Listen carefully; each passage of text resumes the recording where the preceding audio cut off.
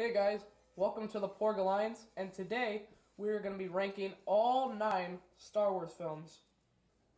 This video will be including Star Wars The Last Jedi Episode 8, so I'm just going to put it out there. There are spoilers for Episode 8 The Last Jedi. If you've not seen the movie, I recommend you go see it before you watch this video.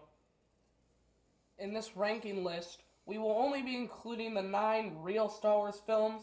So even though there are some pure class other Star Wars films out there, such as Star Wars The Clone Wars, Star Wars Ewok Adventure, and the Holiday Special, we will not be including them in today's list. Now right before we get started, I just want to say this is all my opinion. You might have other opinions. If you have your opinion, comment below, but please don't be harsh in the comments. This is just my opinion.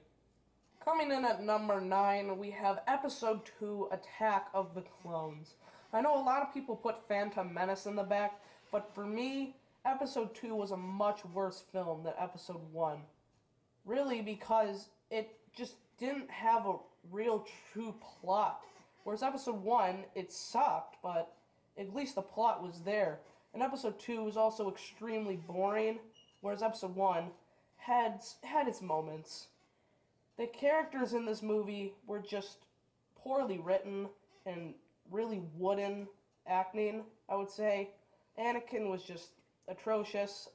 I think half of it is Hayden Christensen's fault, and half of it is George Lucas's fault, where I don't think Hayden Christensen is a very good actor, but when he gets stuff like I don't like sand, it's not gonna be a good Star Wars film.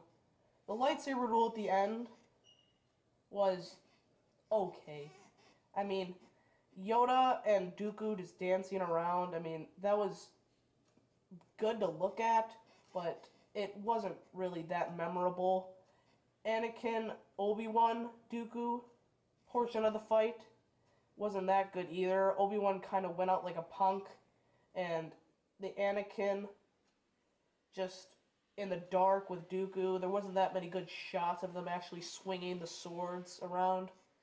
And I think there was actually one good shot of Anakin and Dooku, and that was when Anakin had 2 lightsabers. That was a good shot, but that was about it. Where this movie was good, there wasn't that much. I mean, it was good to see the clones. The Battle of Geonosis was okay. It was good to see some of the Jedi, but this film just really wasn't that good, and that's why I put it behind The Phantom Menace, and that's why it's at number 9. Coming in at number 8, we have Episode 1, The Phantom Menace. Now, this was one of the most hyped up movies in probably all of history, and it ended up being a total flop, as we all know. But there were some things that it did well. One thing I think it did well was make some characters that we still like today, such as Qui-Gon Jinn, Darth Maul, young Obi-Wan Kenobi. I think it did that part of the movie was done very well. Those characters were very well written. Even though I think we could have gotten some more of Qui-Gon and Darth Maul, I'm not going to complain that much because Darth Maul has been in the Clone Wars TV show, but Qui-Gon getting killed in the first movie just it sucked, because I wanted to see more of him. What went wrong with this movie was, of course, Jar Jar Binks and the Gungans as a whole. They just didn't need to be there. They just didn't really bring anything to the plot. Young Anakin Skywalker, Jake Lloyd, I think he actually did better than Hayden Christensen as older Anakin. Yeah, his acting isn't that great. I mean, I'm not gonna complain that much. He doesn't annoy me that much. The lightsaber duel at the end was my favorite in the franchise. John Williams' Duel of the Fates was just very well written, very good score, and I think this lightsaber duel between Qui-Gon Jinn and Obi-Wan Kenobi versus Darth Maul has a good balance of not being so overly choreographed, but not just being 2 guys going like Episode 4. I think that because of this and the score, this was the best lightsaber duel in the franchise. My final thoughts on the movie, it was okay. I find it a lot more watchable than Episode 2, and that's why I put it at number 8. Coming in at number 7, I have Episode 8, The Last Jedi.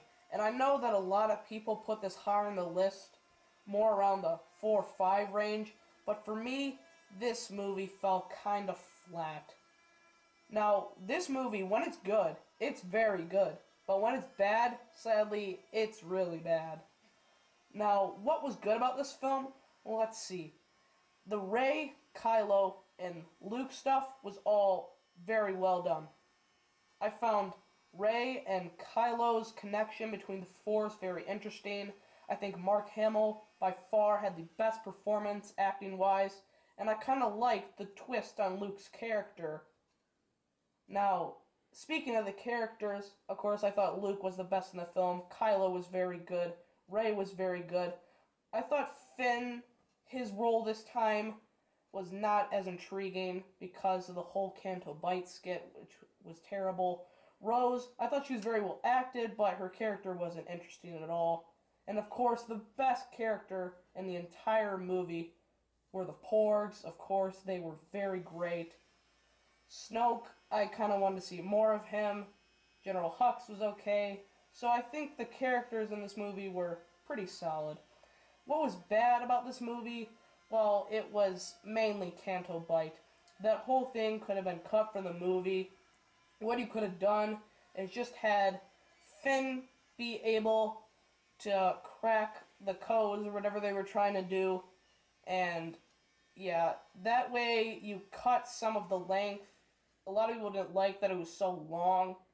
It was the longest movie in the franchise, and I think what really was lacking with this movie was there wasn't really an adventure like most Star Wars films, whereas Episode 4, you have Luke, Leia, and Han, and Obi-Wan, and Chewie on the Millennium Falcon going on an adventure, and then their adventure takes a turn when they crash into the Death Star, and that whole thing, whereas this was more just 3 storylines kind of just happening at the same time. Like, there wasn't really an adventure that people were going on. That's the main thing about Star Wars, is the adventure. And that's why I think I put Episode 8 at number 7. Coming in at number 6, I have Episode 3, Revenge of the Sith. This was by far, I think, the best prequel movie out of the prequel trilogy. And there was a lot to like in this film. Of course, the action in this film was great. The emotion was very good. And overall, I think this was a really good film. Now, there was definitely a lot of stuff that needed improvement. I think that the first 30 minutes with the whole saving the Chancellor was a little bit iffy. I didn't like it that much. I think General Grievous's character could have been improved upon. And there was definitely a lot of stuff that needed improvement, but there was also a lot of stuff to like. Now, the lightsaber duels, there was the most lightsaber duels in this movie. There were 5. Now, all I can say about these were a bunch of overly choreographed pieces of beauty. They were great, but they were bad at the same time. I think the best 2 were probably Obi-Wan and Anakin, and Yoda and Palpatine. They were very good emotionally, and I think that they were very good from a lightsaber duel standpoint. And I think the lightsaber duel that kind of strikes me as the most iffy was Mace Windu and the Hacks versus Emperor Palpatine. Now, the Hacks being Kit Fisto, Sazy Tin, and Aegon Kolar. Now, I think you could have them survive a little bit longer. I think Palpatine came across as a little too powerful. That kind of bugged me, because these are Jedi Masters. And even though Palpatine, of course, was very strong, I think you could have had those 3 survive at least a little bit longer. My final thoughts on this movie are, it's very fun to watch, and I rewatched this movie a lot, and that's why it's more in the middle of the pack of all these movies, because there are a lot of stuff to like. but there, of course, is some stuff that needs improvement. Coming in at number 5, we have Episode 6, Return of the Jedi. This being the first on my list from the original trilogy. It comes in at number 5. Now, the only really main problem I have with this movie is the first 40 minutes. It's more of this in-between thing between Episode 5 and Episode 6. It's like 5.5. It doesn't really have any effect on the rest of the story. It's more just Luke, Leia, C-3PO, and R2-D2, and Lando going to save Han from Jabba's palace. And it doesn't really have any effect on the rest of the movie. I didn't think it was that great. Now, what was great about this movie was the last act. This was when Star Wars is at its best. You have 3 things going on. You have Luke versus Vader and Emperor Palpatine. And I think it was Emperor Palpatine's ship, but I'm not very sure. Yeah, it was. You have Lando and Admiral Akbar and the Rebel fleet going to destroy the Death Star. And you have Han, Leia, C-3PO, R2-D2, and the Ewoks on the moon of Endor trying to disable the shield for the Death Star. And it was just great. It was fun to watch. Every bit of it was great. I don't think anyone was stronger. I don't think anyone was weaker than the others of the 3 storylines. Yeah, it was just all great. The last act made the movie. The characters were all great, very well acted. The main characters in this movie being Luke Skywalker, Han Solo, Leia, C-3PO, R2-D2, Darth Vader, Emperor Palpatine, the Ewoks. A lot of characters, very great. I know a lot of people don't like the Ewoks that much, but I kind of like them. My final thoughts on this movie is it's definitely not as good as Episode 4 and 5 from the original trilogy, but it was definitely a great way to end the original trilogy, and overall, a very good movie. Coming in at number 4, I have Star Wars Episode 7, The Force Awakens. I know a lot of people were disappointed of this film. I know a lot of people didn't like this film, but I personally loved it. I thought it was very fun, very enjoying to watch, and I'll rewatch it any time.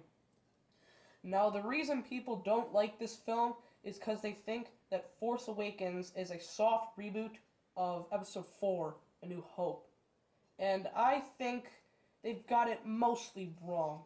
The Force Awakens is what is called an homage of A New Hope, where the events look the same, but it makes you feel emotionally different.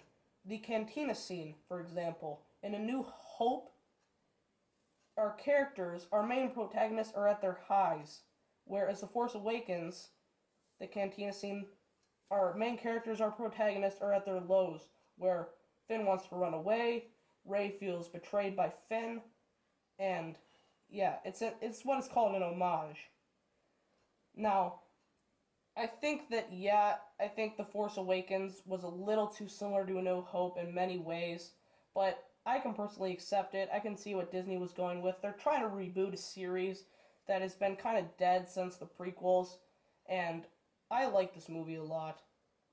My final thoughts on this movie are that it was good, but it definitely could have been better, and I don't really mind that it's a little bit similar to A New Hope. Coming in at number 3, I have Rogue One, A Star Wars Story. Now, I know a lot of people are going to be shocked that I put this at number 3 on my list. Then a lot of people put this pretty low on their list, more around 5, 6, 7-ish. But I think this was definitely, in my opinion, one of the best Star Wars films. Yet had a lot of problems, such as the characters were very wooden, and the plot wasn't very well established. But I thought overall this movie was very good. Now, the first 2 acts out of 3 is where most people don't like this film. They thought it was just not very good. I didn't like it at first too, but over time I've learned to accept it, and I actually kind of like it. And the last act is where this film is at its best. You have the rebels going on a suicide mission to Scarif, and they go to steal the Death Star plans, and spoiler alert, they all end up dying at the end. and sacrifice themselves for the rebellion for a better cause. That's why I really like this film.